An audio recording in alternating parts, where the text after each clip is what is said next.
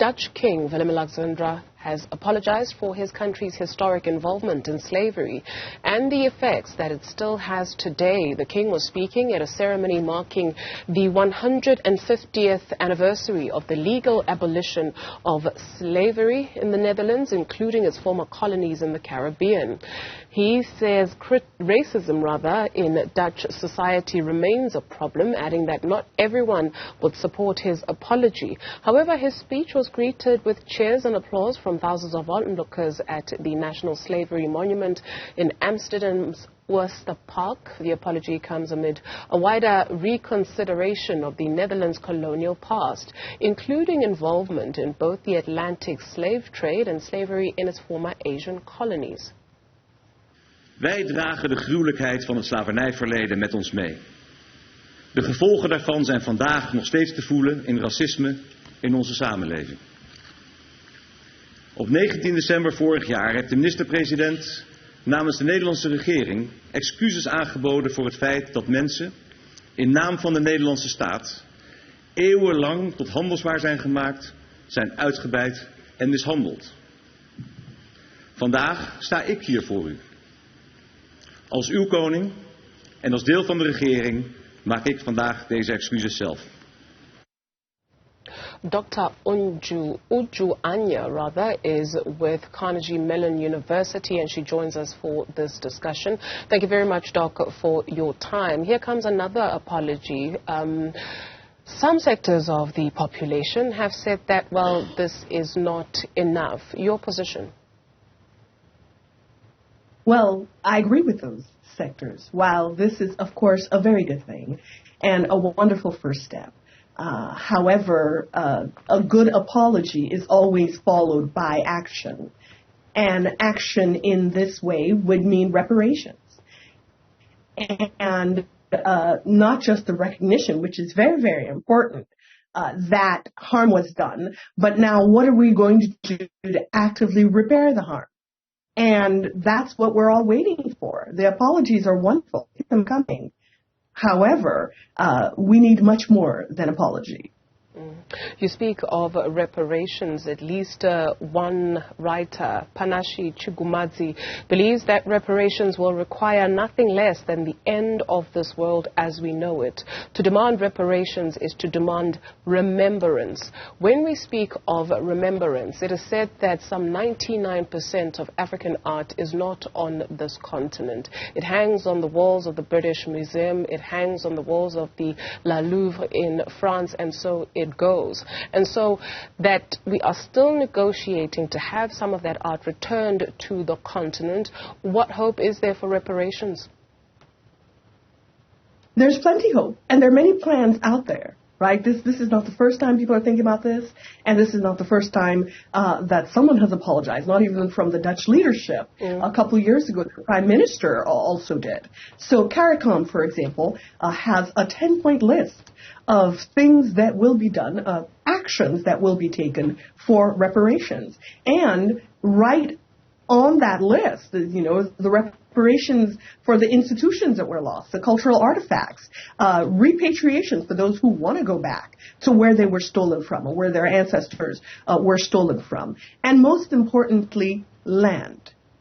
It is very, very important that when we talk about reparations, we talk about land, we talk about real estate, and we talk about how we're going to figure out what the people who benefited from and inherited tremendous generational wealth from the enslavement of other people, what they've gained, and how they've been able to maintain their wealth and their riches and continue to have advantages that till today disadvantage others, especially those who are the descendants of the enslaved. So we cannot have a serious conversation about reparations without talking about the greatest source of wealth, generational wealth, which is land.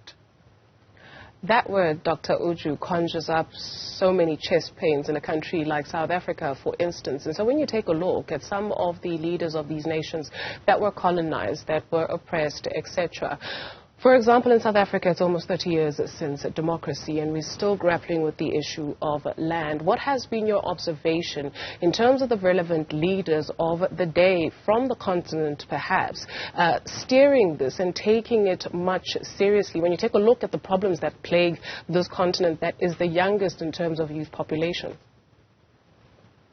Well, they haven't done enough.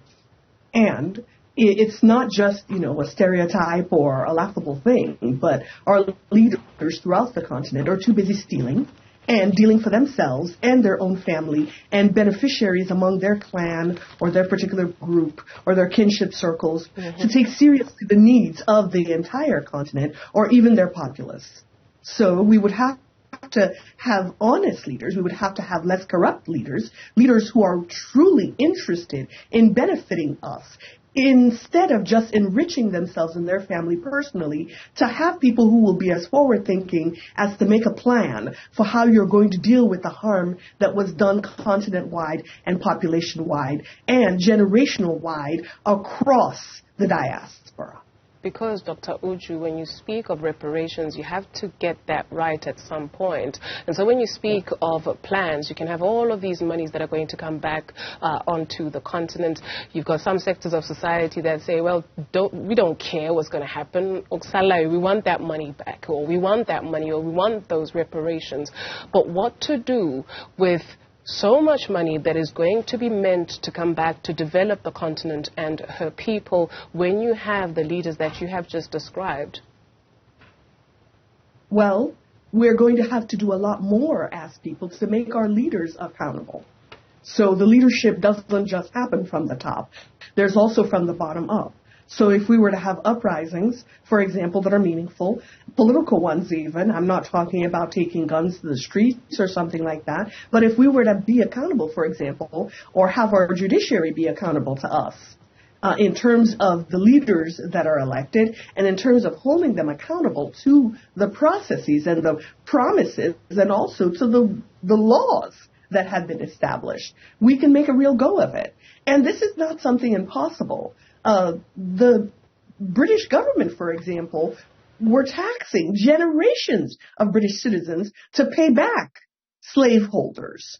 If you can imagine, up to, I believe, 2015, they were still paying back the money that the enslavers, the captors, the kidnappers, the holders of people, they were still paying them back for what they supposedly lost when slavery was abolished. So there is will in the government, and there is actually money in the government. If you can take, including black people, because black people who are the very descendants of the enslaved throughout the Caribbean and in Africa, for example, are British subjects and citizens who were paying tax money that were going back to the descendants of the enslavers, their estates, etc.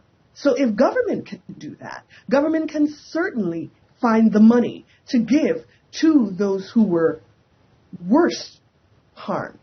Dr. Uju, very quickly for us, we are pressed for time. I read a very interesting article the other day of somebody who said that she found out about her ancestry through a log book, a slavery log book that was kept by someone whose family had bought slaves. And so she didn't know until very recently in 2023 where she comes from when she came across that book. And so are we thinking about inventories, right? So people that are going to benefit, who is going to benefit, which clans are going to benefit, are those clans still alive? Are we getting our house in order for the eventuality?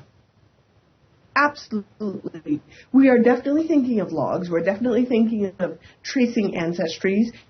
We're thinking of inventory. We have to make peace with the fact that record keeping wasn't as it is right now. And there are many people who were directly harmed or, whose families were enslaved and who are right now suffering the effects of the generational disadvantage of descending from captured and enslaved people who won't have the paperwork to tell you such and such family owned them, et cetera, et cetera. So we can definitely try to trace as much as we can possibly trace in terms of the paperwork. But we also have to understand that a lot of people who have legitimate claim to reparations are not going to have the paperwork. That's just the nature of it.